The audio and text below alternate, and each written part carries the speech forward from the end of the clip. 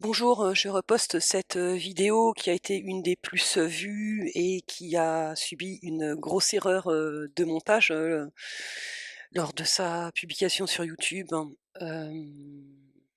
Donc voilà, je la reposte. Je l'ai quasiment pas modifiée, si ce n'est j'ai un peu amélioré la qualité du son, 2-3 trucs. Il faut quand même la replacer dans le contexte où je l'ai publiée. C'était le 25 décembre 2017, hein, donc ça fait quand même, 6 ans. Voilà, c'est pour vous donner une idée puisque je parle beaucoup, dans cette vidéo, aujourd'hui, et cetera. Mais, l'aujourd'hui de cette vidéo, c'est pas l'aujourd'hui, aujourd'hui. Et aujourd'hui, nous sommes, en novembre 2023.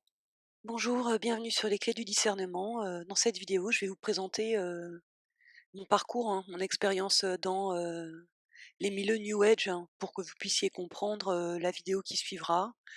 Et que j'intitulerai probablement, décrypter, hein, ce que j'appelle, le New Age upgradé en 2.0. Enfin, c'est plutôt du 3.0 parce qu'on va dire la version 1, ça aurait été au 19e siècle. La version 2, c'est tout ce qui s'est passé au cours du 20e siècle, hein, en termes d'ingénierie sociale. Et là, maintenant, on est depuis 2012, dans la version, 3.0, hein, avec, toute la vague des personnes qui dénoncent, hein, le New Age 2.0 pour pouvoir nous revendre le même package sous une autre forme, hein. Allez, c'est parti.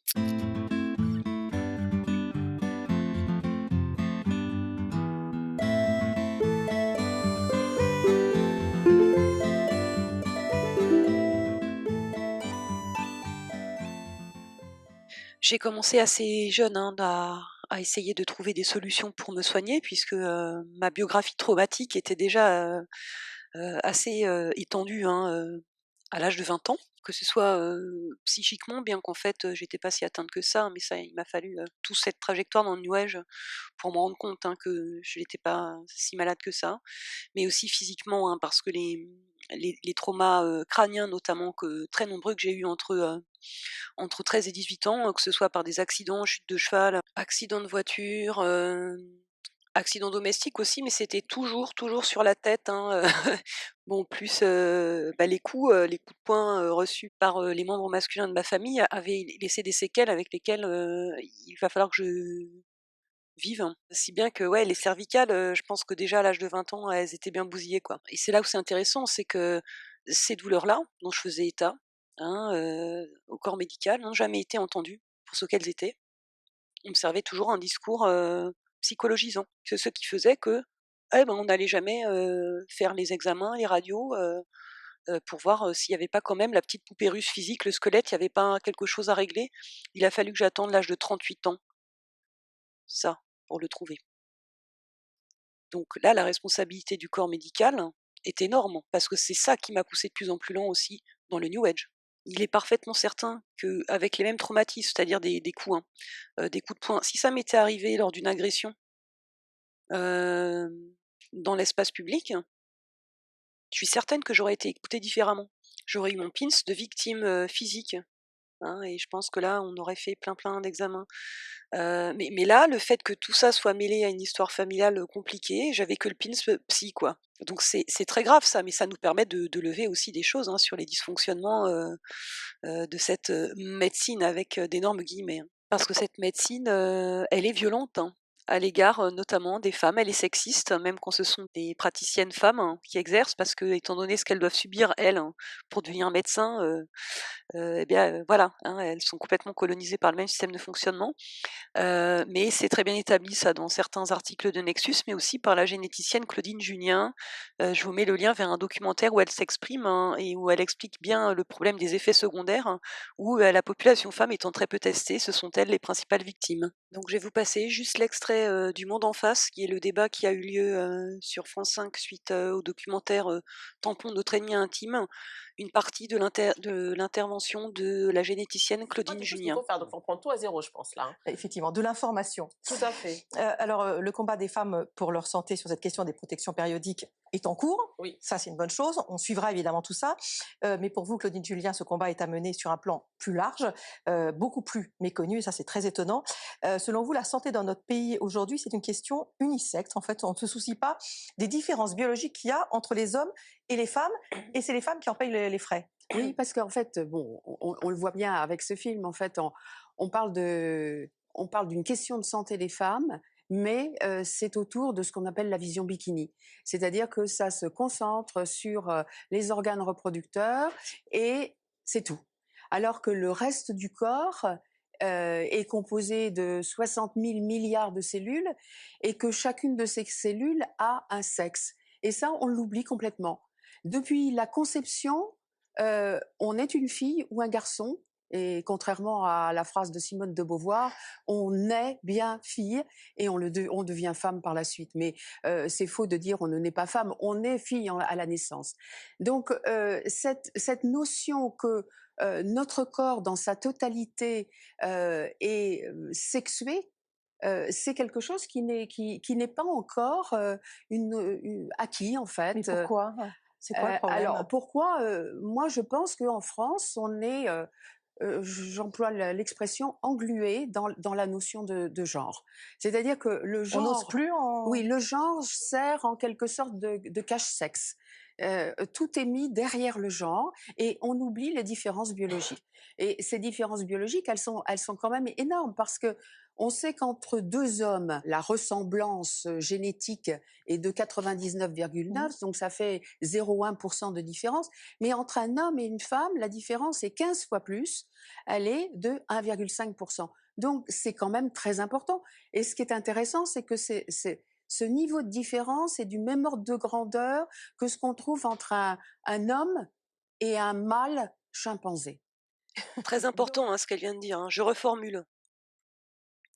La différence génétique interspécifique est du même ordre de grandeur que la variance génétique intraspécifique. Bon, après, si vous voulez comprendre plus largement, je vous invite à aller voir la vidéo sur l'asymétrie reproductive et ses implications en termes de souveraineté individuelle. Bon, je vous mets en description son intervention à l'Académie de médecine, parce que pour moi, avec un regard un peu féministe, c'est une pièce d'anthologie, quoi, hein, de voir cette femme défendre son point de vue de docteur devant ce parterre de vieux croutons sexistes, hein, en train de rabâcher leur mythe de l'égalité déjà là, alors que Claudine Junien, aussi bien que moi ou que n'importe quelle femme qui a tenté de se faire une place dans les métiers scientifiques au niveau doctoral, sait très bien de quoi il retourne, quoi, hein. Ah, disons que j'aurais pu faire exactement la même trajectoire d'existence, mais si j'avais été un mec, je pense que je serais pas aux minima sociaux aujourd'hui, hein. Bon, bref, revenons donc du coup à comment toute cette organisation de la médecine m'a entraînée de plus en plus loin, donc à essayer de comprendre quelle pouvait être ma marge de manœuvre, hein, pour que les choses aillent mieux pour moi dans ce monde. Et donc j'ai également entamé assez tôt beaucoup de lectures, soit qui m'étaient proposées, soit sur lesquelles je tombais entre guillemets par hasard quand je fréquentais la Fnac, hein. Donc j'ai lu le premier bouquin qui m'a vraiment beaucoup interpellée, beaucoup fait de bien, c'était Le chemin le moins fréquenté de Scott Peck. Ensuite, il y a eu Celestine Vision, La prophétie des Andes, Conversation avec Dieu. Bon, pour ne pas vous égarer, à mon sens, hein, rétrospectivement, le seul ouvrage intéressant qui ne convient pas trop de programmation mentale New Age, c'est Le chemin le moins fréquenté, pour bien comprendre ce qui est en jeu dans les relations intimes amoureuses, et que l'amour n'est pas un sentiment, mais c'est bel et bien un choix. Plus tard dans ma vie, j'ai fait des lectures beaucoup plus intéressantes, hein, comme La voix du guerrier pacifique, hein, où j'ai fortement reconnu mon propre chemin, et puis Les aventures de Socrate, hein, et je vois que l'auteur, Dan Millman, hein, vient de sortir là cette année un troisième ouvrage, hein, Les lois de l'esprit. Je suis allée les consulter sur un site web dont je vous mets le lien en description, et je suis d'accord. Euh, donc on semble être plusieurs à redécouvrir, hein, ces lois, et elles sont bien difficiles, hein, cela dit, hein, à mettre en œuvre, hein, dans notre existence. Donc voilà, c'est plutôt ces 4 ouvrages-là que j'aurais à conseiller. Mais il y avait aussi dans mes recherches tout le pan des outils de développement personnel pour améliorer sa communication, mieux se connaître, donc l'énéagramme, par exemple, tout un tas d'outils de connaissance de soi que j'utilisais non pas pour alimenter un ego Si je parle de construction d'ego, hein, par rapport aux outils de développement personnel, c'est parce que j'ai constaté que, très souvent, quand des gens commencent à s'intéresser comme ça à ces outils-là, ils vont se reconnaître, dans une typologie quelconque, hein, et puis en fin de compte, au lieu de les inviter à aller plus loin, à dépasser en fait cette case dans laquelle ils viennent de se mettre, hein, ils vont rester confortablement dedans et ça va, finir par leur donner finalement un faisceau d'excuses, hein, pour finalement ne faire aucun effort et ne rien changer. Donc ça, moi personnellement, ça me pose un problème, hein. Hein, j'ai vu beaucoup ça, surtout suite à l'apparition de cet ouvrage-là, «Les hommes viennent de Mars, et les femmes de Vénus», hein. Ah, c'est de la propagande et de la programmation mentale pour que, les hommes comme les femmes ne s'interrogent pas plus avant sur la manière dont ils sont programmés, hein, avant l'âge de 3 ans, comme je l'étudie dans une de mes vidéos. Donc on revient toujours à la question des outils, qu'est-ce qu'on en fait? Comment on les utilise, hein? Soit on les utilise pour, évoluer, soit finalement ils finissent par devenir, des outils, de stigmatisation, de sédimentation d'une structure supplémentaire d'ego et d'involution quoi, en définitive. Donc c'est un mésusage, hein, des outils, hein. On est très fort pour ça parce que notre subconscient nous programme, hein, pour ça, hein, pour le confort, hein, en fait, hein. Donc c'est pas du tout comme ça que j'ai utilisé tous ces outils, hein, pour ma part. J'étais, dans l'intention, de les utiliser, pour, mieux me comprendre et puis, travailler sur mes points faibles, combler, mes failles, corriger mes erreurs, hein, dans mes relations aux autres, hein. C'était dans cette volonté-là, hein, d'aller mieux pour moi-même, et du coup d'entrer dans une, meilleure, harmonie, dans mes relations aux autres, quelles qu'elles soient. Vous avez compris si vous avez, écouté, mes vidéos sur mon gameplay que c'est à la fois vrai et faux ça. Ça marche pas exactement comme ça, hein. Si vous êtes, la seule personne, à faire tout le boulot et qu'en face, vous n'avez que des gens, demi-conscients ou pas conscients du tout, ça c'est pas que ça sert à rien, ça vous sert à vous, mais ça ne va pas, révolutionner, le monde, hein, et votre relation au monde, hein, de faire tout ça. Je vais être, parfaitement claire, hein, concernant, la CNV, la communication, non violente, hein, qui est très, très en vogue, dans les milieux New Age. C'est pas que je suis contre la communication non violente, c'est un outil, bien évidemment très précieux, mais encore une fois, ce que je constate, c'est que les personnes qui l'utilisent, sont elles-mêmes peuvent exercer, des violences symboliques. Avec le sourire, on peut être extrêmement violent avec le sourire, hein. Ignorer, la parole de quelqu'un qui ne va pas dans votre sens, c'est être violent et d'autre part, quand vous êtes dans des situations, de violence explicite, d'oppression explicite, c'est pas avec de la CNV que vous allez, résoudre, la situation, et vous faire respecter, hein. J'en sais quelque chose, hein, comme vous l'avez compris, hein. C'est plutôt en étant extrêmement ferme avec, l'agresseur, hein, et les oppresseurs que vous avez en face de vous, hein. C'est pas la CNV qui va vous sortir de la situation, hein. Hein, ce qui va vous sortir de la situation, c'est votre courage, et je vous signale qu'en français, le mot courage a la même racine que le mot cœur. Donc avoir du cœur, c'est avoir du courage, mais le véritable courage, hein. Le courage, ce n'est pas, ignorer le danger ou faire comme s'il n'existait pas. C'est tout le contraire. Malheureusement, nous sommes programmés, surtout les hommes, hein, à croire que le courage, c'est, ignorer le danger, fanfaronner, hein. Hein, donc non, c'est pas ça, hein. Parce que, quand il y a retour du réel avec un accident, là, il y a plus grand monde, il y a plus personne, hein, souvent. Être courageux, courageuse, c'est avoir pleinement conscience du danger, de la situation dans laquelle vous êtes et de quand même choisir de combattre et d'être debout dans votre souveraineté individuelle. Autrement dit, le courage, le véritable courage, est une attitude martiale. En tous les cas, on peut l'acquérir en allant vers des pratiques, d'arts martiaux. Si on a un bon enseignant, cela dit, hein, qui a une approche pas uniquement en arts martiaux externes, mais également, une approche, des arts martiaux, voire énergétiques, internes. Donc le véritable courage, hein, c'est, ne jamais provoquer le combat, bien entendu, mais être prêt au combat, en toutes circonstances. Le combat, il peut être interne ou externe, hein. De toute façon, au bout d'un moment, les 2 se rejoignent, hein, et on en arrive au manuel du guerrier pacifique. Bon, je reprends donc, sur, ma trajectoire, de guérison.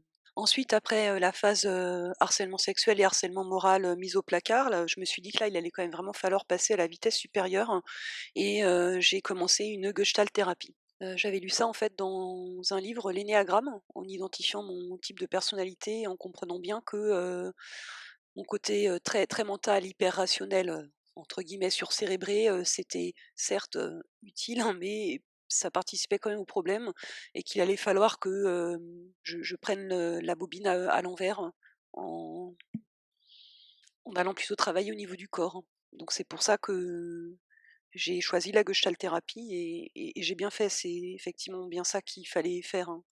Pour les gens hyper cérébrés, c'est ce qu'il faut faire, hein. C'est très contre-indiqué la psychanalyse, hein. Vous allez faire qu'alimenter, hein, votre vélo, déjà trop développé au niveau du mental, hein. Il faut y aller par le corps, hein, dans ce cas-là, quand on est trop dans le mental, hein. Parce qu'en fait, le mental vous sert de couche protectrice pour éviter de ressentir, vos émotions, hein. Les gens qui se réfugient comme ça dans le mental, en fait, très souvent, sont des personnes hypersensibles et donc leur mécanisme de défense, qui se met en place, hein, dans la petite enfance principal, c'est de se retrancher, en fait, de se couper des émotions s'ils sont dans des climats pathogènes ou, trop chargés. Émotionnellement, ils vont se retrancher dans le mental, se couper de ça pour se protéger, pour survivre, hein. Et le problème, c'est que cette première carapace que vous construisez devient, dans le temps, votre ennemi et il faut avoir le courage d'aller la casser. Donc je savais très bien ce que je faisais en allant à la gestalt, je savais qu'il allait falloir, en fait, que je réapprenne à souffrir, hein, par le corps, hein, et non pas, uniquement, dans, les fusions, mentales, heu qui m'empêchait de dormir, hein, d'ailleurs à l'adolescence. Bon bref. J'avais eu une discussion avec, des personnes qui étaient dans le groupe de Gestalt thérapie avec moi, parce qu'en plus, je me suis pas simplifié la tâche, hein, je suis allée direct, au combat en choisissant une thérapie de groupe, d'avoir, formulé cette intuition que j'avais que la guérison psychique allait de pair avec quelque part une quête spirituelle. Et du coup, dès la deuxième séance, j'ai eu donc la paralysie du sommeil, par, l'entité, inorganique, hein, qui a entamé un dialogue télépathique avec moi. C'est important de préciser que ça a commencé, en fait, par une intrusion. Je dormais sur le ventre, c'est mauvais, hein, de dormir sur le ventre, hein, à tous les points de vue, hein. Hem, mais ça a commencé par, ce qu'on peut appeler un genre de rêve manipulé avec, hem, une intrusion dans mon lit d'une personne qui, hem, me faisait des propositions sexuelles que je refuse. Alors ça, j'en ai eu plein des rêves comme ça, hein, donc ça rentre dans le cadre des tentatives d'orchestration, hein, de love bite ou d'extraction, d'énergie sexuelle pendant le temps de sommeil. Ça n'a jamais marché. En tout cas pour tous les rêves dont je me souviens et je m'en souviens quand même de beaucoup, hein, je les ai tous, écrits, ça n'a jamais fonctionné. Donc à partir du moment où j'ai refusé, cette intrusion et cette proposition, l'expérience a changé. L'entité s'est transformée, parce qu'au départ elle avait pris les traits, on va dire, d'une forme humaine. Et elle est venue se positionner au-dessus de moi et immédiatement, j'étais totalement paralysée. Je ne pouvais même plus, utiliser mes paupières, hein. Je ne disposais par contre plus que de ma force mentale. Elle n'avait pas pris le contrôle, en fait, de ma pensée. Donc si au début c'était un genre de rêve bizarre, à partir du moment où je me suis retrouvée dans cette situation-là, j'étais parfaitement lucide, hein. Donc l'entité a communiqué télépathiquement avec moi et le timbre de sa voix était, froid, métallique. Et elle a commencé en ces termes, c'est vraiment, le même genre de dialogue que dans à la fin, de The Fourth Kind, hein, si vous l'avez pas vu ce film, allez le voir, hein, même si c'est une pseudo reconstitution réelle. Et donc elle a commencé en ces termes en me disant, «Alors comme ça tu cherches Dieu?» Et je n'ai pas répondu, j'attendais de voir ce qu'elle avait à me dire et à me confier et donc elle m'a fait tout un discours sur le fait qu'il n'y avait pas de Dieu, qu'il n'y avait que des entités comme elle, donc parasites, hein. Et que, du coup, elle pourrait aussi bien être Dieu. Donc à partir de ce moment-là, j'ai compris qu'elle voulait que je la vénère, hein. Et la décision, pour moi, elle a été prise, c'est même pas dans la seconde, elle était prise probablement avant ma naissance, cette décision, hein. C'était plutôt mourir et donc je lui ai répondu: «Non, tu n'es pas Dieu, mais moi je suis Dieu» et là, elle s'est évaporée. Donc des récits de ce type, on en trouve beaucoup. Moi, j'ai trouvé des choses similaires, hein, en lisant la revue Nexus. Bon, enfin bref, ça commençait déjà, assez fort, hein, dès le départ, hein, ils ont essayé de me mettre sous contrôle, hein, donc avec, une expérience, une entrée en matière comme ça, quand on fait sa première re entreprise de guérison, forcément on commence à interroger le versant, ésotérique, hein, de l'histoire. Mais en fait, là, il me revient en mémoire que c'était pas ma toute première tentative. Dans la toute première tentative, c'était un psychiatre, hein, qui donnait des consultations et puis, bah, bien sûr, il est parti avec les écrits personnels, les carnets que je tenais, à l'époque. J'ai dû me battre plusieurs années pour pouvoir les récupérer. Il a fallu que j'écrive à l'ordre des médecins, bon, bref. J'ai dû arrêter la gestalt thérapie, faute de moyens financiers, hein. Ce sont des thérapies, vraiment à mon sens qui sont, très efficaces, mais qui sont très coûteuses aussi, hein. À l'époque, ça équivalait à payer, 2 loyers, hein. Donc j'ai arrêté à cause de ça et puis ensuite, je me suis retrouvée embringuée, par le jeu de rencontres, hein, de synchronicité, dans, la vague New Age, hein. Alors on va aller regarder un peu, quels étaient les scénarios, qui s'y sont déroulés. Globalement au début, parce que j'ai quand même beaucoup, beaucoup navigué, hein, papillonné, hein, parce qu'à chaque fois ça ne me convenait pas. Mais pourquoi ça me convenait pas? C'est que déjà, ben, quand j'arrivais chez un thérapeute, je ne me sentais pas écoutée et entendue dans toute la richesse déjà de l'expérience, hein, que j'avais, l'analyse que j'avais aussi déjà heu, de ma propre existence. En gros, j'avais déjà une préconscience, hein, des bugs scénaristiques, mais je pouvais pas en parler vu que j'en avais pas la je pouvais pas en parler comme je vous en parle aujourd'hui mais je percevais que l'outil dans lequel on essaie de me faire rentrer n'était pas adapté, était trop petit, déjà, par rapport à tout ce que moi j'avais à déposer, lors, du 1er entretien. Alors face, à mes résistances, mon insistance à, maintenir, hein, hem, mon propre point de vue et mon analyse, hein, j'avais affaire au discours, convenu de, «Oui, vous êtes trop dans le mental, vous savez, le mental est menteur», et cetera et cetera. Donc la demi-vérité, qui se cache derrière la pensée créatrice, et le subconscient, hein, c'est ça, hein.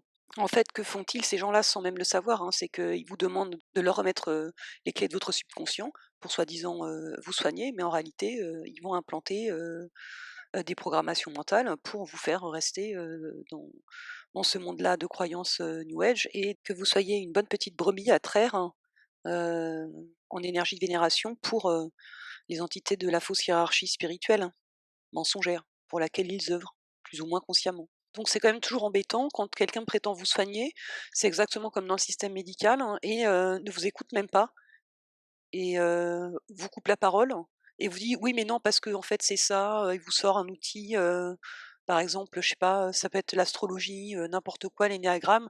En fait, mais non, tout ce que vous dites, c'est pas si compliqué que ça, c'est parce qu'il y a ceci, cela qui est configuré comme ça et donc moi, hop, avec mes outils, kinésiologie ou je ne sais pas quoi ou mes fleurs de bac, on va régler tout ça. Bon, donc ça se finissait souvent par, une petite crise, de colère, du ou de la thérapeute parce que je refusais d'entrer dans son moule et puis bon, l'expression d'un certain dédain ou d'une fausse compassion, du genre: «Ma pauvre fille, vous allez jamais vous en sortir, vous êtes vraiment très mal barrée» et puis plus j'avançais, parce que ça a duré quand même 12 ans, hein, l'affaire, plus le discours de prise de contact, évoluait vers, de la séduction. À la fin, c'était, «Vous êtes une très belle âme, vous avez plein de dons à développer», et il y avait dans les yeux de ces gens-là une sorte de concupiscence, hein, et j'ai fini ma trajectoire chez des exorcistes sans même l'avoir cherché, hein, donc à la fin, c'était donc recrutement par la fausse lumière et pour, devenir, membre de ces personnes, qui sont des démons en travaillant pour, la fausse hiérarchie spirituelle, hein, donc ce sont des démons qui exorcisent des démons, hein, et qui, et au lieu de soigner les gens, en fait, soit leur extorquent leur énergie spirituelle, hein, de vénération vers, des entités de la fausse, hiérarchie spirituelle, soit carrément, ils vont, sans le savoir, hein, implanter, des parasites, chez les personnes qu'ils soignent, hein. Donc ça, c'est le cas de gens de Dieu ou même d'autres personnes, hein, qui pratiquent dans, la holographic kinetics, la cinétique, holographique, hein, méthode, de, Steven Richards. Et je vous mets en description, le lien sur, un très bon site de, Victoria Cotton, qui explique elle aussi, hein, sa trajectoire, dans ces milieux-là. Bon, alors sur la fin, quand il y avait ce discours de flatterie, de recrutement, ça fonctionnait à moitié. Déjà, je me suis de toute façon toujours méfiée de la flatterie. Ça n'a jamais fonctionné, sur moi. Et puis comme très rapidement je voyais bien que, heu, qu'il y avait quelque chose quand même qui n'allait pas, dans chez ces guérisseurs et chez ces thérapeutes, heu et bien, je devais partir, hein. Bon, ça s'est fini quand même par des attaques psychiques, hem, des formes pensées, je pense, plus ou moins conscientes certaines, inconscientes sûrement pour d'autres, contre moi qui étaient, seule et isolée, hein, comme d'habitude. C'est-à-dire que je me suis retrouvée chez moi, alors que j'arrivais même plus à manger, à vomir, hein, brutalement, enfin avoir envie de vomir. Moi je vomissais rien vu que je n'avais rien mangé. Mais j'ai compris que là, bah, effectivement, j'ai été attaquée, spirituellement et psychiquement, parce que j'avais levé le voile sur ce qu'était réellement, ce groupe, hein, et la nature de ce groupe, hein.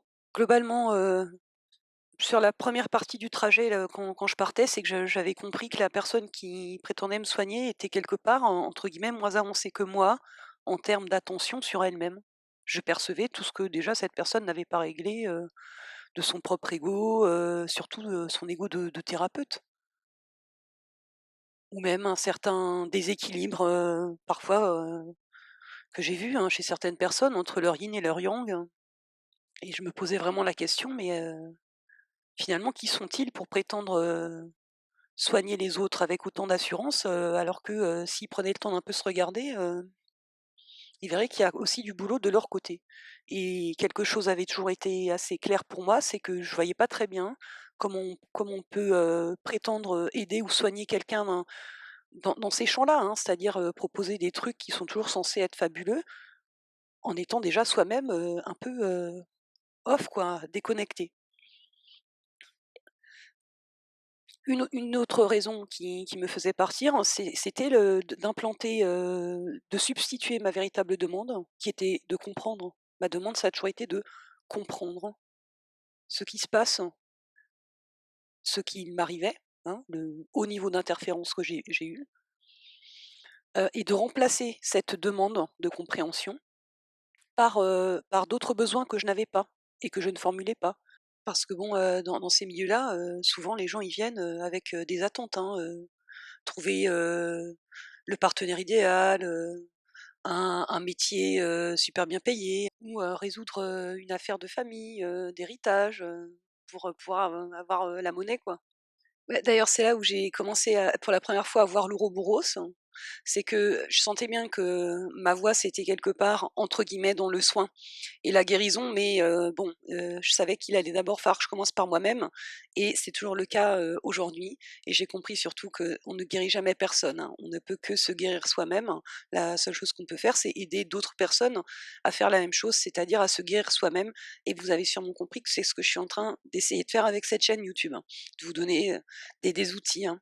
Et après, bah, vous piochez dans la boîte à outils et puis vous vous faites, ce que vous avez à faire, hein. Mais j'étais dans cette situation donc je suis enferrée, encore aujourd'hui, hein, dans une indivision depuis le décès de mon père, hein, qui est décédé de toute manière, ça c'est très clair, par attaque vaudou, noire, de membres de ma famille. Comment je me suis retrouvée collée dans cette indivision? C'est que 6 mois plus tard, une grande-tante, à qui je ressemble fortement, est brutalement décédée, hein, également, un 25 novembre. D'ailleurs, le 25 novembre dernier, j'ai moi aussi failli décéder par une attaque, vaudou, hein. Et donc c'est comme ça que depuis maintenant, 21 ans, je suis, enferrée dans cette relation dont je ne veux pas, par un lien financier d'héritage avec certains membres de ma famille, hein, qui sont bien connus, de l'autre côté de l'Atlantique pour être des grands prêtres, et prêtresses, du vaudou noir, hein. Et j'avais affaire à ce discours, de certains thérapeutes de dire: «Mais moi je veux bien, commencer à faire quelque chose, mais simplement j'ai jamais les moyens, j'ai pas les moyens». Et j'avais des discours totalement incohérents. «Ah bah tu qu'à, y a qu'à Faucon quoi». Avec quoi? J'ai dû, partir à 22 ans à l'arrache, après le décès de mon père, payer un loyer avec mes premiers salaires. Ensuite, il y a eu la crise de l'immobilier. J'étais coincée dans un tout petit logement, hem, mal payé. Je n'ai jamais eu les moyens de faire ce que j'avais à faire. Et vous avez compris que c'est pas faute d'avoir essayé de me donner les moyens, hein, avec, toutes les études que j'ai faites, tous les boulots que j'ai pu réaliser. Simplement, je ne voulais pas me livrer à la prostitution, légale, du contrat hétérosexuel, hein. Et toutes les personnes qui me servaient ce discours, hein, si je regardais bien la dimension, financière, de leur existence, qu'est-ce qui pouvait soutenir, leur projet? Eh beh et déjà ils étaient mariés, mal mariés, hein, la plupart du temps, mais quand même du coup, ça leur permet de s'être capitalisés, hein, des moyens, pour pouvoir effectivement, faire autre chose, hein. Ouais, c'est plus facile, hein, quand il y en a un qui fait bouillir la marmite pendant que l'autre se reconvertit, hein, quand on doit tout tenir, tout seul ou toute seule, c'est impossible, hein, si on part de zéro. Hem Et puis d'ailleurs, très souvent, une fois qu'il ou elle avait réussi enfin, leur grand projet, de thérapeute, ça y est, c'était le moment de larguer, le conjoint, ou la conjointe, encombrante, qui comprenait rien à leur grande quête spirituelle, hein. Donc là, ça tournait déjà un peu en boucle, hein, ça a fini par m'agacer quand même, hein, qu'un certain nombre de ces personnes, me prennent de haut alors qu'en plus je leur avais jamais donné le rôle de thérapeute, hein. Ils me pourvoient, plein de bons conseils. J'avais à un moment donné juste envie de leur dire: «Écoute, viens donc prendre, ma place, hein, mets-toi dans mes pompes», hein, avec les mêmes genres de choix, hein, qui relèvent de, l'intégrité et de l'incorruptibilité et essaye de faire quelque chose, hein, et on verra ce que tu feras, hein. Pour en revenir à cette question de la perversion, de la demande de départ, hein, la mienne, c'était une demande de liberté. Mais finalement, j'étais entourée de gens, qui, essayaient d'avoir la liberté, mais avec surtout toutes les sécurités, hein. Alors que ma démarche, moi, c'était, de comprendre la nature de ce monde et ce qu'il m'arrivait. Bon, accessoirement, être payée à la juste valeur, des compétences que j'ai mis à la disposition de mon employeur pendant 12 ans, pourquoi pas? Mais aucun du travail que j'ai fait dans ces 1000 guérisons ne m'a permis, d'avoir, le salaire mérité, hein. Et vous vous doutez bien que c'est pas parce que je le demandais pas, hein, j'étais, négociatrice, d'arrache-pied tous les ans, hein, aux entretiens d'évaluation annuels. Bon, bah, je me souviens notamment, d'une constellation familiale où, je sais pas, je travaillais sûrement sur la lignée paternelle, ou quelque chose comme ça et où, le thérapeute, a balancé la question, mais j'étais abasourdie, c'était, vraiment qu'on appelle ça, comme un cheveu sur la soupe, comme, «Oui, mais bon, il y a pas quelqu'un qui lui tourne autour là, un mec, tout ça», comme si le fait de rencontrer, un homme, ça allait régler tous mes problèmes. Alors là, je comprenais pas, hein. Et puis bon, vous avez compris en écoutant, une de mes vidéos là sur, la conversation genrée que, malgré tout, il y en a eu quand même beaucoup, hein, qui se sont effectivement présentés, dans l'existence, mais bon, je les ai tous dégagés, quoi. Donc ça, c'était les raisons principales qui faisaient qu'à un moment donné, j'arrêtais. Quand on est dans ces mouvements-là, de toute façon, vous arrêtez. Au moment où vous fermez une porte, il y a une autre fenêtre qui s'ouvre, hein. Et comme si vous êtes comme moi, tout le temps dans des scénarios, piégés, où rien n'avance, ou c'est même pire, hein, plus vous avancez, hein, en conscience, plus les interférences, se rapprochent, hein, et sont violentes, et vous avez tendance à vous dire: «Bon ben, je vais quand même encore essayer cette porte-là, quoi». Hein, c'est vraiment, une lessiveuse, hein, le hamster dans la roue, hein, qui est essoré, jusqu'à, le but, hein, c'est de tuer, la personne, par vampirisme énergétique, hein. Donc j'ai eu beaucoup d'images symboliques qui me sont venues, à l'esprit, hein. Bon, l'ouroboros bien sûr, hein, mais il y avait aussi, le labyrinthe, la lessiveuse, mais là c'est le moment de se détendre, hein, et vraiment, vraiment, j'ai beaucoup ressemblé à ça pendant assez longtemps.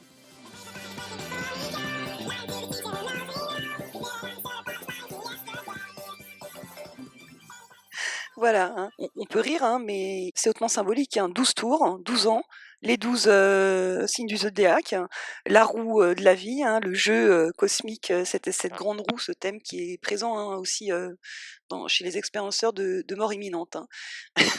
Bon, voilà, c'était pour le petit intermède. Le dernier groupe dans lequel j'étais là, avec un exorciste, c'est là où on m'a parlé de ce truc-là, les flammes jumelles. Je ne m'étais mais jamais intéressée à ces choses-là, les contrats d'âme, je comprenais pas. On m'a un peu expliqué, mais je m'y suis pas intéressée plus que ça. Et regardez bien ce qui m'est arrivé. Après avoir quitté ce truc-là, je me suis retrouvée quelques mois plus tard dans un scénario flammes jumelles.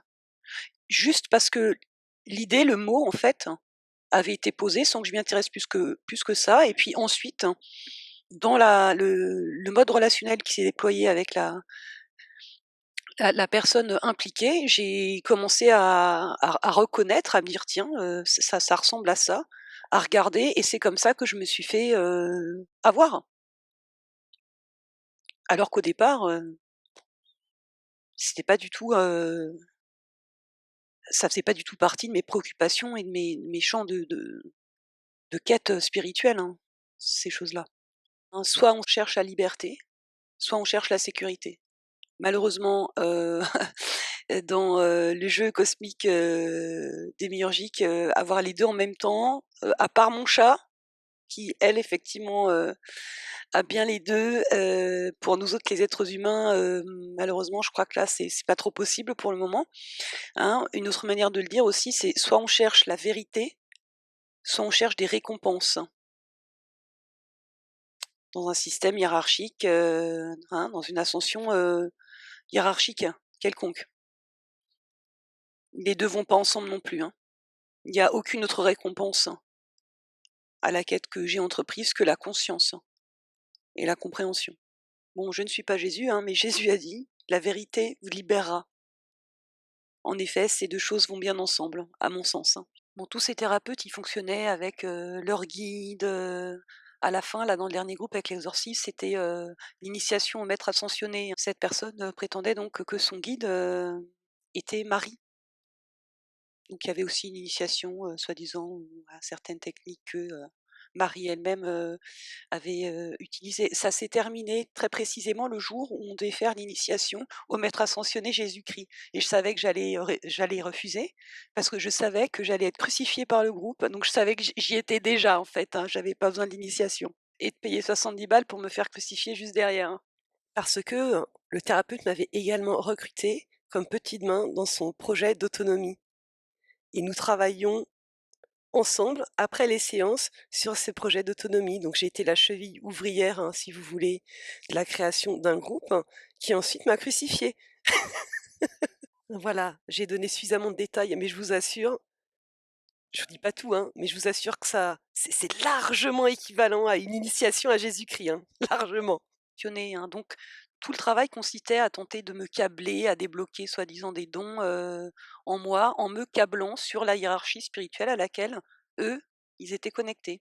Et le câblage, le branchement, ça fonctionnait pas, ça marchait pas. Puis plus je m'enterrais dans le travail avec ces gens-là, je ne voyais absolument pas ce que ça changeait pour moi dans mon existence, hein, et surtout les interférences ahurissantes et les difficultés vraiment ahurissantes que je continuais à rencontrer. Ça, tout ça, rien ne changeait. La seule chose qui changeait, en fin de compte, c'est que je déperdais de plus en plus d'énergie et d'argent. L'argent est une forme de transaction énergétique très puissante, hein. Je développerai ça dans la vidéo sur le New Age 3.0 réchauffé, hein.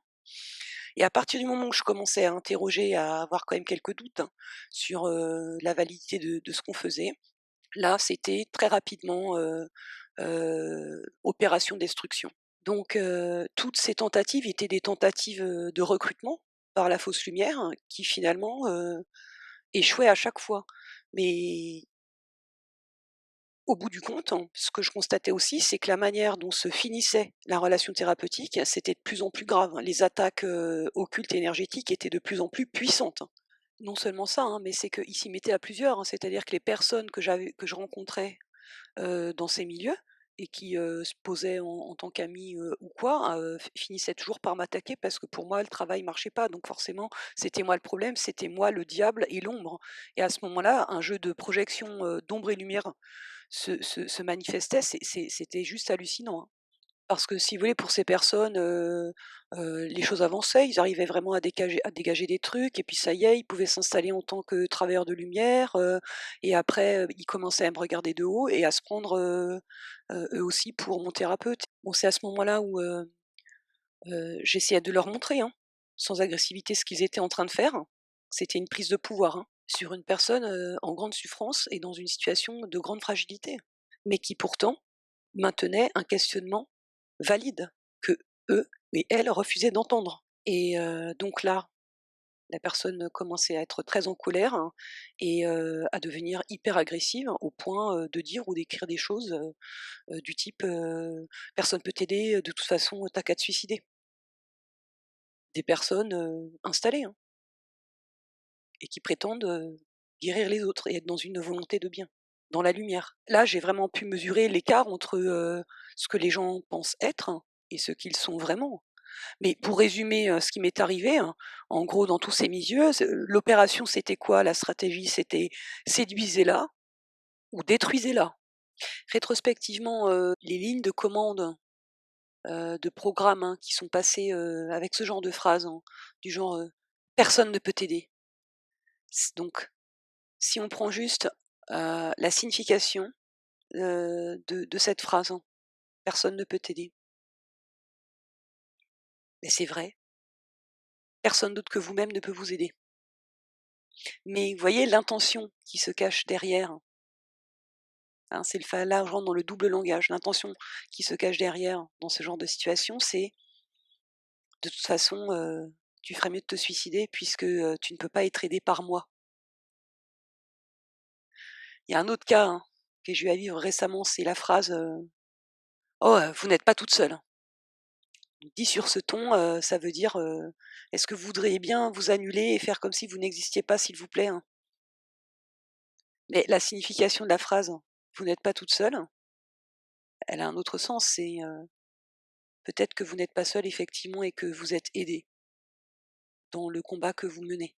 Ils utilisent ces mots-là, qui sont normalement des mots aidants, des mots bienveillants, pour vous nuire, parce que la vraie signification c'est: «Vous êtes seule et j'aimerais bien que vous le restiez».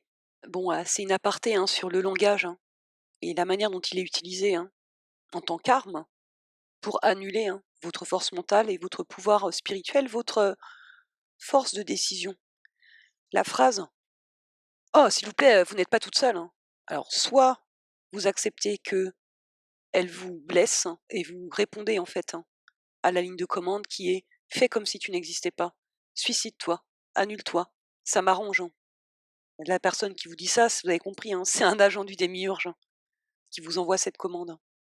Bon, une autre chose aussi que j'ai constatée, dans ces milieux, hein, je n'ai jamais rencontré, que ce soit les personnes, thérapeutes ou les autres personnes là qui gravitaient autour, on va dire les groupies là, parce que ça constitue un réseau, après on se parraine, on s'envoie, les moutons, les uns aux autres. Mais ce que j'ai remarqué, en interrogeant ces personnes sur leur parcours de vie, je n'ai jamais rencontré qui que ce soit qui ait un degré de difficulté qui puisse ne serait-ce que se comparer au mien. Encore une fois, je dis pas ça, c'est pas un concours, hein.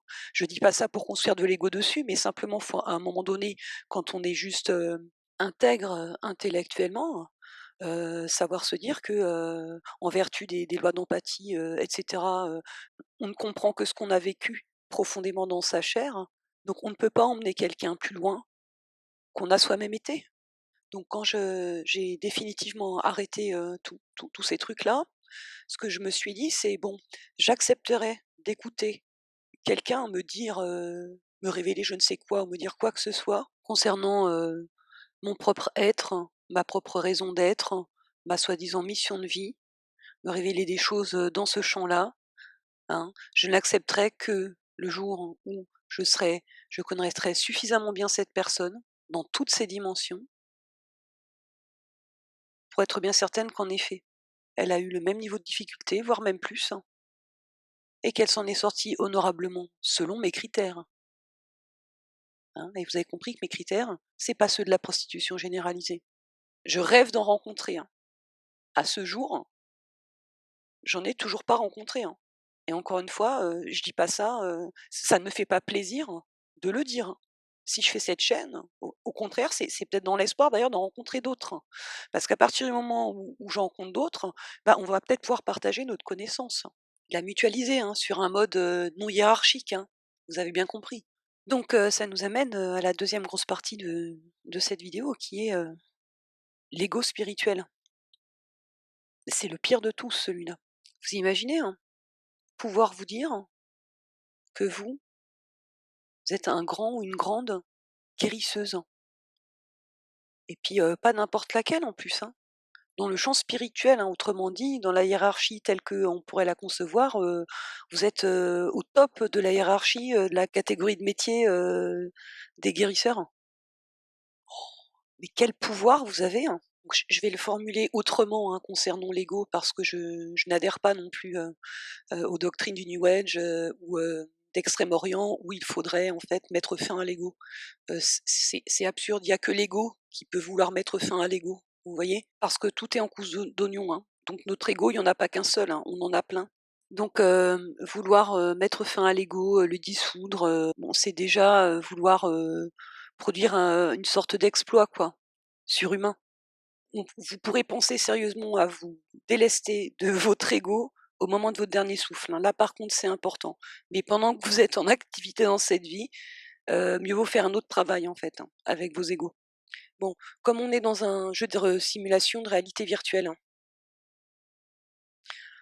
l'ego, l'avatar, hein, dans le jeu, c'est moi ce que j'appelle en fait, c'est l'interface humain-humain ou copie, nous sommes une copie si vous voulez de notre être originel, hein. Bon, donc l'ego, la personnalité, c'est une interface en fait juste pour faire son gameplay dans la partie. Mais si vous voulez, tuer l'ego, le joueur il va jamais se rendre compte qu'il est en train de jouer, hein, et il va jamais se mettre en quête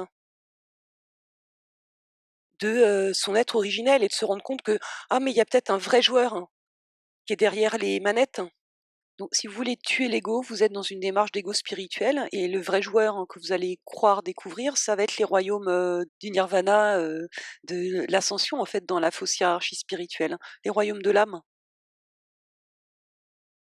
Et si vous vous mettez pas cet objectif, hein, de tuer l'ego, pendant que vous êtes dans le jeu, et vous avez peut-être plus de chances, hein, de stabiliser votre reconnexion à votre étincelle divine, hein, et à repérer effectivement les intrusions de la fausse hiérarchie spirituelle, hein, dans ces tentatives de reconnexion.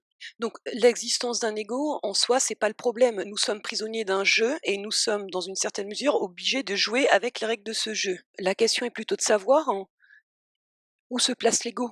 Qu'est-ce qu'il fait dans le jeu? Comment il œuvre? Est-ce qu'il s'éclate dans le jeu? «Oh ouais, c'est trop bien, je referais bien une nouvelle partie», hein, ou bien est-ce qu'il va se mettre en quête de son essence originelle? Si vous êtes dans la disposition de vouloir à tout prix vous installer en tant que thérapeute, parce que vous pensez avoir des capacités, exceptionnelles, quelles qu'elles soient, hein, nous avons effectivement tous autant. Nous sommes, des capacités, exceptionnelles qui sont verrouillées, et cetera. C'est une bonne chose, je pense, de les verrouiller, mais encore une fois, pour en faire quoi ensuite? Ce que je suis en train de vous décrire, c'est la différence, hein, qu'il faut opérer entre ego et individualité. L'individualité, c'est quelque chose, de nécessaire. Si vous avez regardé, la vidéo sur la vue d'ensemble, où il est bien expliqué que nous sommes séparés par la connexion à la source originelle. Donc le fait que nous puissions nous expérimenter comme étant individus, c'est pas une mauvaise chose en soi. Là, toute la question, c'est comment ça se manifeste et comment on joue. Il y a une différence, hein, d'ailleurs il y a 2 mots qui existent, hein. Égoïsme, individualisme, c'est pas la même chose. L'égoïsme, c'est l'individualisme, perverti, devenu vicieux. L'égoïsme, c'est un mode d'expression de l'individualité qui est en mode, service à soi-même, donc vampirisme énergétique, hein, si vous préférez. L'individualisme, hein, lorsque il se déploie dans le champ de la souveraineté individuel, c'est en mode service à autrui, mais tout en sachant que pour bien servir autrui, il faut d'abord bien se connaître soi-même et bien se servir de soi-même, de tout son être multidimensionnel. Qu'être au service, des autres, selon moi, ce n'est ni, se sacrifier pour les autres, mais ce n'est pas non plus, ignorer les autres. C'est simplement être à l'écoute, avoir une qualité de disponibilité aux besoins des autres, mais tout en veillant à ce que les siens soient satisfaits. C'est pas essayer de convaincre à tout prix des personnes qui, se trouvent très bien, dans le New Age, ou dans, leur ascension dans la fausse hiérarchie spirituelle parce que ça les éclate trop de se dire qu'il y a une infinité de nouvelles vies passées et futures les attendent, de les convaincre du contraire et que non, ils sont piégés, trompés, illusionnés. Ces informations-là, accepter cette atroce vérité, ça relève du choix souverain individuel. On peut mettre à disposition l'information, mais on ne peut pas obliger les gens à prendre cette pilule blanche, hein. Donc on ne peut pas vouloir ou espérer, ou avoir comme objectif, pour une incarnation ici, de sauver tout le monde et que ce soit, game over, forever, quoi.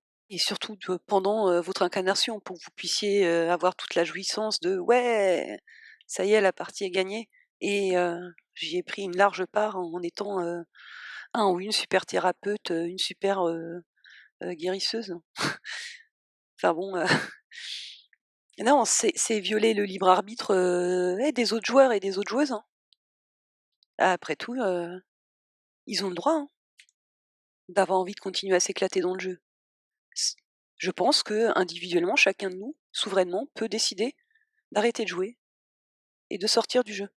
Bref, donc la question de pouvoir guérir, non, c'est à chacun, chacune de se guérir, en faisant ce travail constant sur soi, quoi, sur soi-même, y compris les parties inconscientes. C'est bien ça le plus difficile. Parce que n'oubliez pas que la souveraineté individuelle, quelque part, c'est évident, hein. Si on déclare la souveraineté individuelle comme étant inaliénable, il est impossible, hein, que vous puissiez guérir quelqu'un. C'est impossible. Vous pouvez aider quelqu'un à prendre conscience de choses dont il n'a pas conscience. C'est la seule chose que vous pouvez faire, mais après, balayer, les comportements associés à ces zones, d'inconscience, à ces zones d'ombre, c'est quelque chose que vous ne pouvez pas faire pour lui. Sinon, vous êtes en pleine violation de son propre libre arbitre et de sa propre souveraineté, qui inclut aussi de ne pas avoir envie de se soigner, ne pas avoir le courage d'entamer le travail et le processus énorme que cela implique. Hein, donc l'ego spirituel, je suis bien placée, pour savoir que, c'est vraiment, le caillot le plus difficile à vaincre, je pense probablement avec, celui de l'ego de mère. Bon, il y a une telle pression, hein, sur, être une bonne mère, tout ça, sur les femmes que l'ego d'une mère, c'est aussi, une structure très puissante, hein. Pour la mettre au bon endroit, je pense que c'est très difficile, hein. Il y a des femmes qui y parviennent, hein, elles sont rares, hein, mais il y en a, hein. Bon et donc, pour ce qui concerne l'ego spirituel, j'ai bien pu constater qu'une fois que les gens sont embrigadés, hein, là-dedans et qu'en plus, ils ont des récompenses, hein, dans ce système, hein, boursier, hein, spirituel, hein, c'est tout à fait impossible pour eux de faire marche arrière, hein, pour l'écrasante majorité, d'entre elles et de prendre conscience que, peut-être, ils font fausse route, hein. Peut-être, ils ou elles se trompent. Peut-être que la consultante que j'ai été était plus sur un chemin de vérité que il et elle ne l'étaient, de par ma manière, d'interroger en fait, hein, les choses, hein. Finalement, mon interrogation elle était vraiment centrée autour de l'être et non pas de l'avoir. Enfin, était, elle l'est toujours, hein. Alors que, bah, rétrospectivement, je pense que la plupart des personnes qui vont dans la spiritualité, ils sont plutôt centrés quelque part sur l'avoir, hein, même s'ils se racontent l'histoire que, ils sont à la quête, de leur être, hein. Alors qu'en réalité, ils sont à la quête, du développement d'un ego spirituel. Moi, ce que je voulais comprendre, c'est ce que je foutais là et comment je pouvais au mieux, aider les autres. Et comme j'avais bien compris que, pour faire ça, il fallait d'abord que moi je me soigne, bah, j'étais dans cette recherche constante de me soigner puisque tout merdait dans ma vie et que je pensais que c'était moi qu'on était responsable. Non, en fait, l'ouroboros qui m'avait, concocté, c'était d'alimenter cette quête sans fin dans le New Age, dans la fausse spiritualité, avec les interférences. Parce qu'en gros, la règle du jeu, pour moi, là, dans cette vie, c'est, plus je motive, d'amour, d'aide, et cetera autour de moi, plus je m'en prends plein la gueule, hein. Donc c'est un genre de loi d'attraction inversée, quoi. En gros, je paye quand j'aide les autres, efficacement et Dieu sait si si je le fais bien ça. Bon, donc moi, c'est en interrogeant déjà cette fameuse loi d'attraction, hein, que, j'ai commencé vraiment à remettre en question, le New Age, hein, mais la seule chose qui peut expliquer ça, c'est, tous les jeux d'enchères, en système boursier, hein, des entités, à la solde du démiurge, hein, et puis des êtres incarnés qui concluent, hein, des contrats avec ces entités-là, à travers, des rituels, de magie noire, hein, pour, faire des transferts karmiques, ce genre de trucs. Donc c'est pendant, mes études au CNAM que vraiment, le symbole de l'ouroboros, hein, est devenu très clair, pour moi. Heureusement que j'ai fait, des études de sciences, hein, parce que, mon scénario de vie, était tellement aberrant en termes de causalité, qu'à un moment donné, j'ai bien été obligée aussi, de manière très scientifique, de poser cette question. Il semble que, des forces orientent systématiquement le flux événementiel pour me nuire. Quoi que je fasse, où que je sois, quels que soient les changements intérieurs que j'ai faits, que je fasse différemment, que je m'y prenne différemment, autrement avec d'autres personnes, c'est toujours le même scénario. Donc il y a un souci, hein. Donc dernière partie de la vidéo, hein, analyse de ma part de responsabilité, hein, dans le temps qu'il m'a fallu pour comprendre, ce qui se passait vraiment, et commencer à assembler les morceaux, de mon propre puzzle, hein. Donc à travers tout cette trajectoire-là, dans ce milieu, j'essayais finalement de contrevenir, hein, à quelque chose qui m'est, semble-t-il, constitutif et qui est indéboulonnable, hein, même par moi, quoi. Même moi, je peux pas le déboulonner, même quand je dors. Encore une fois, je dis pas ça pour construire un quelconque ego dessus, hein, mais qu'est-ce qui a bien pu me protéger de ma première attaque? Ma première attaque a eu lieu pendant ma toute première entreprise de guérison en gestalt thérapie, dont je parle, en début de vidéo. Mais cette décision que j'ai prise à ce moment-là, que je préférais mourir, hein, plutôt que de me soumettre à cette chose, je veux dire, c'est pas à ce moment-là, en tant humain, que je l'ai prise. Cette décision, je l'avais prise avant de naître, hein. J'ai pas de mémoire prénatale, mais c'est clair qu'étant donné la nature de l'expérience, la rapidité avec laquelle j'ai formulé ma réponse, hein, c'est que ma réponse, elle était déjà engrammée quelque part en moi et je lui ai dit: «Non, tu n'es pas Dieu, car je suis Dieu», et elle a immédiatement pris la fuite. Comment j'ai pu formuler une telle chose alors que je n'avais mais aucune connaissance spirituelle à l'époque et qu'en plus, j'étais dans une situation d'extrême fragilité.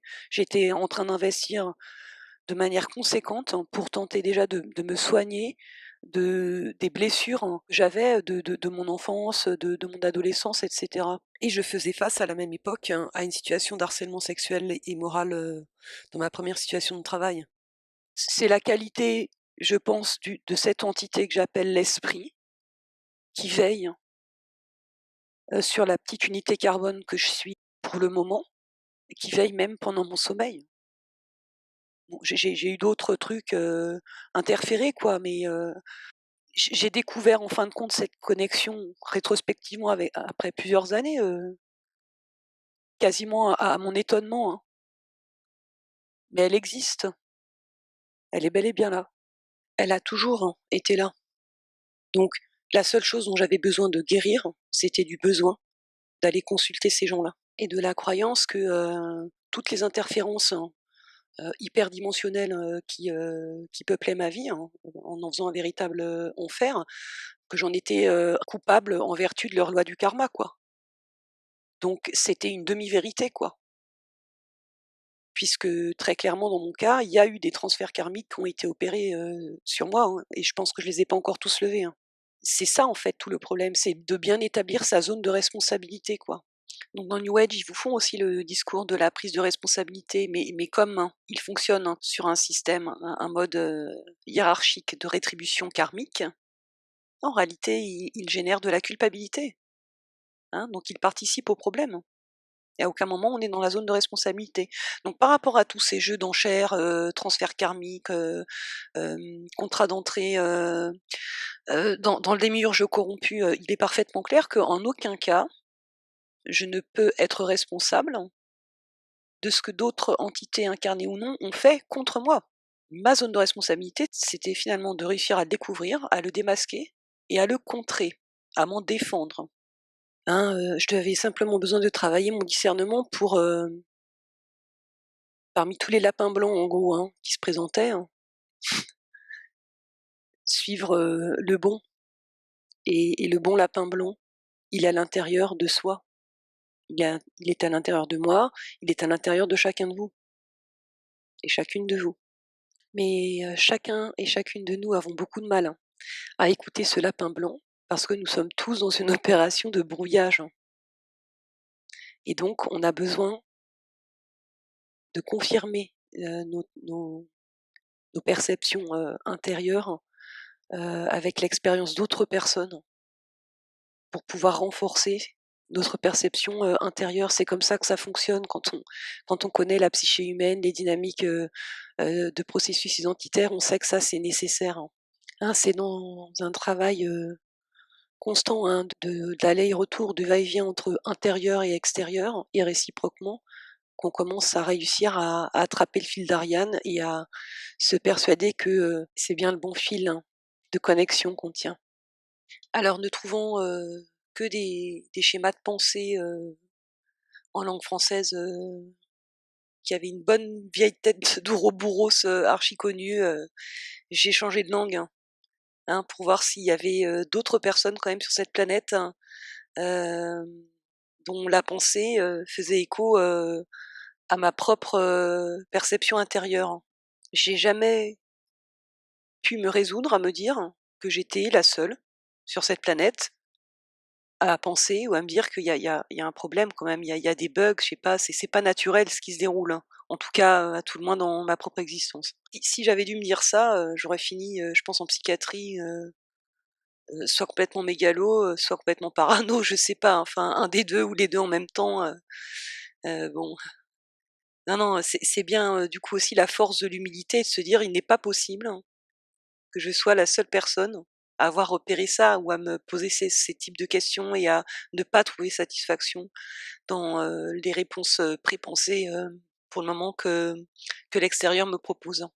Bon alors, je fais, quelque part ce même travail maintenant, pour vous, cher, auditorat, parce que j'ai pleinement conscience que, la France, en termes d'enfermement mental, hein, et d'ouroboros, je pense qu'on est plafond, hein. Bah, la France n'a jamais quitté l'ancien régime, hein. Faudrait commencer ça à bien le voir, hein. Les élites sont restées en place, on a juste, fait semblant de changer la règle du jeu pour, le troupeau de moutons, hein, et leur vendre une démocratie qui est tout sauf ça, hein. La France est le pays de l'élitisme par excellence, hein, à tous les niveaux.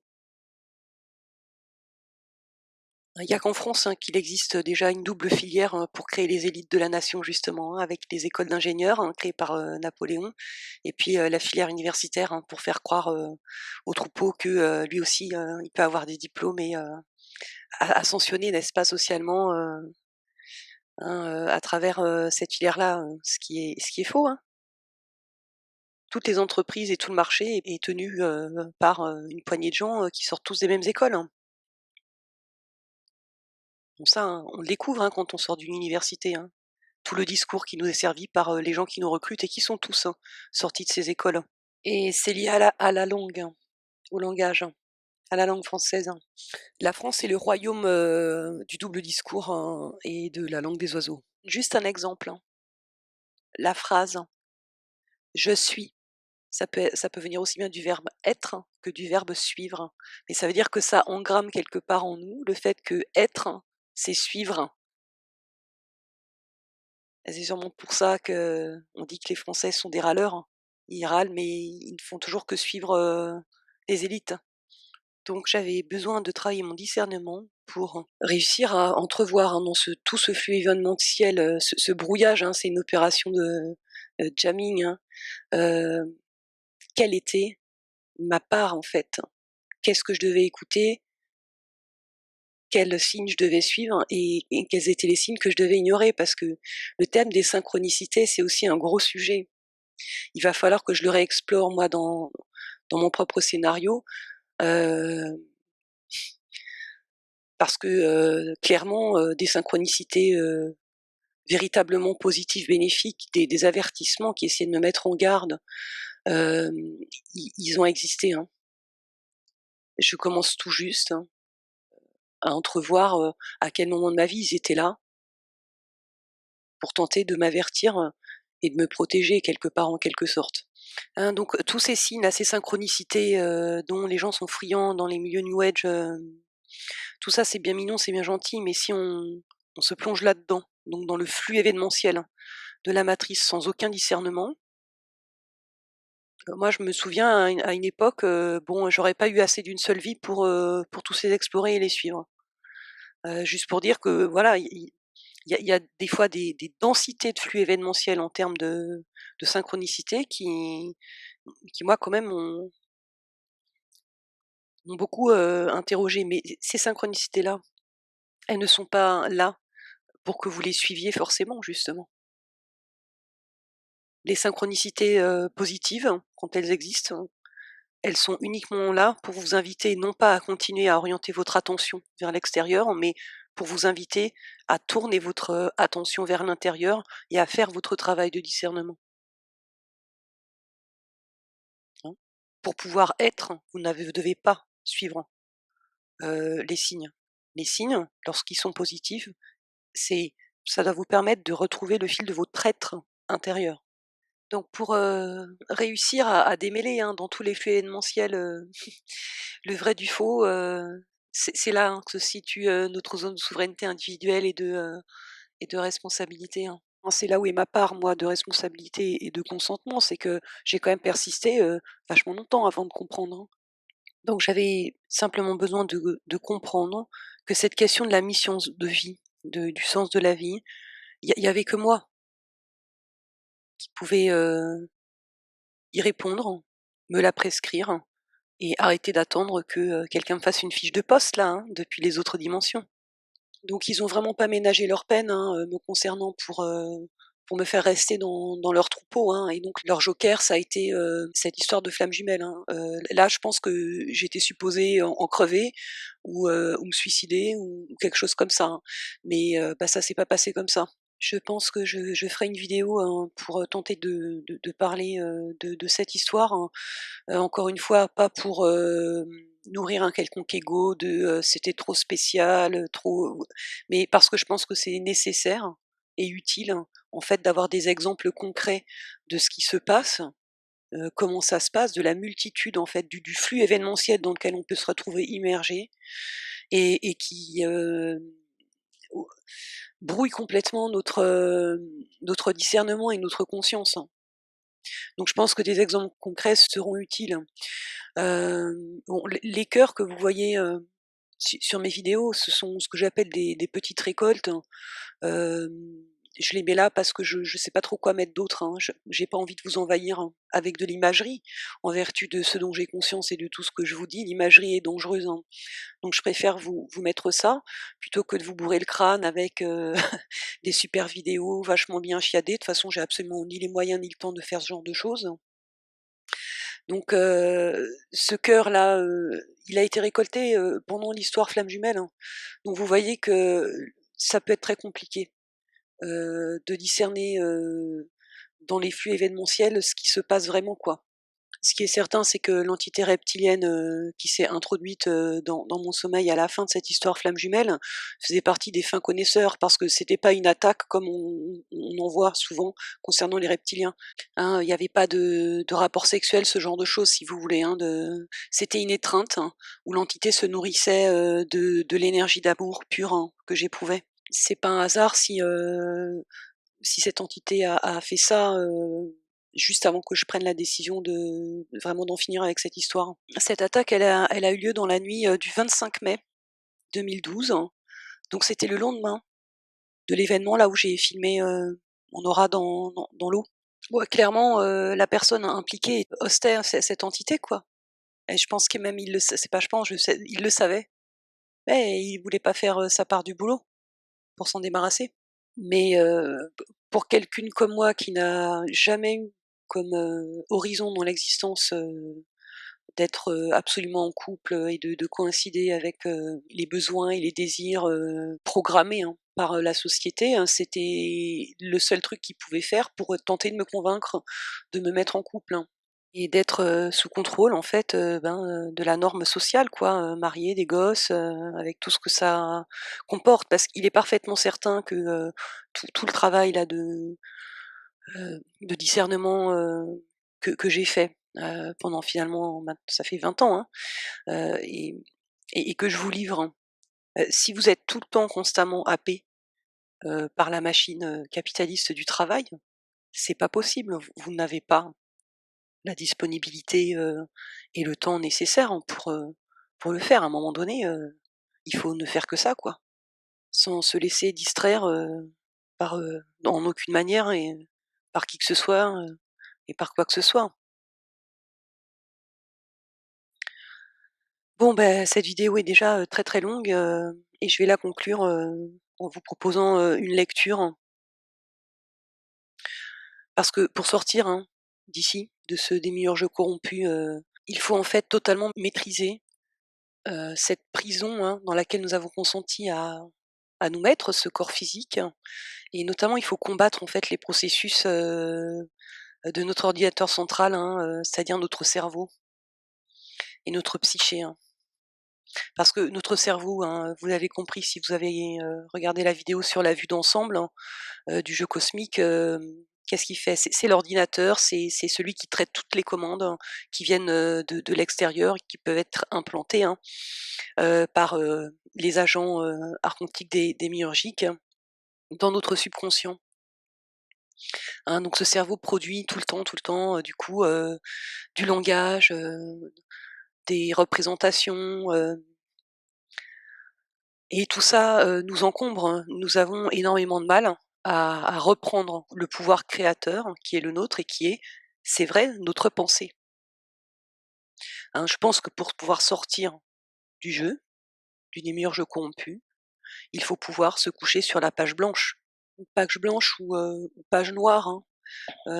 C'est ce que Laura Leone dans l'interview, la dernière interview avec Eve Lorgen faite par Mark Gray, appelle the deep, la profondeur. Mais ça, faut s'y préparer, quoi.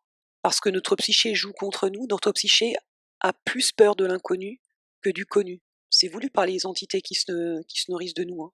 Ils nous ont donné cette psyché et cette configuration qui fait que nous avons peur. Rien ne fait plus peur à l'appareil psychique humain que l'inconnu.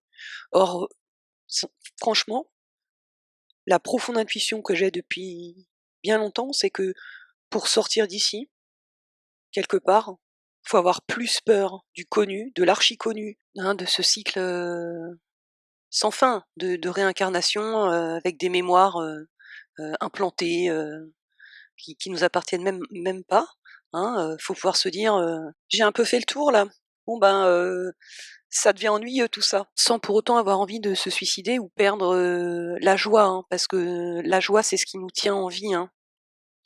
Parce que se suicider, c'est pas la bonne manière, de se coucher sur, une page blanche, pour pouvoir sortir, définitivement du jeu du démiurge corrompu, hein, en pleine conscience, hein. Et c'est à chacun de mettre en place sa propre préparation. Là, ce qui me vient à l'esprit, c'est, les écrits de Krishnamurti, hein, qui est certainement, une des personnes qui a le plus écrit et parlé, de ce parasite interne qu'est notre mental, hein. J'utilise le terme mental, hein, pour pas qu'on le confonde avec, l'esprit. Et vous voyez déjà en français, on a tendance à on a le même mot pour désigner la 2 choses différentes. En anglais, c'est pas le cas, ils ont mind et spirit et nous, on a esprit pour les 2. Alors bon, C'est pour ça que j'utilise plutôt le terme mental. Bon, je ne vois pas, de meilleure, lecture que celle-là pour bien comprendre comment fonctionne, hein, ce piège, de la pensée, quand le subconscient y est toujours présent. Et comment, s'interroger, du coup personnellement, pour se libérer de cette prison temporelle, qui est construite par un mental parasité par le subconscient. Hein, il parle de la prison du temps, hein, c'est ce que moi je désignais, comme étant un ruban de Möbius, dans ma vidéo, sur la vue d'ensemble du jeu cosmique démiurgique. Donc c'est lui qui a le plus écrit là-dessus, mais il a aussi beaucoup, beaucoup parlé du piège de l'ego spirituel, sans pour autant dire qu'il fallait, tuer l'ego. Hein, il était le premier à dire que, les gens qui se mettent des turbans, ou qui, enfin, par le vêtement, comme ça, rentrent dans un type de rôle, pour délivrer des enseignements spirituels, tout ça, c'est du décorum, hein, et lui-même, bien qu'il était, indien, il s'adaptait, à la culture des pays où il se rendait, hein. Il n'avait pas besoin du vêtement pour, avoir des attributs de pouvoir et de légitimité à dire un certain nombre de choses. Quand j'ai lu Krishnamurti, c'était à peu près dans la même zone de temps où j'ai lu, Le chemin le moins fréquenté de Scott Peck sur, la différence, hein, fondamentale qu'il y a entre le sentiment amoureux, et l'amour, et j'ai eu vraiment le même soulagement en lisant, Krishnamurti de reconnaître, ma propre connaissance intérieure dans les mots de quelqu'un d'autre, hein. Ça m'a énormément fait de bien et apaisé, hein.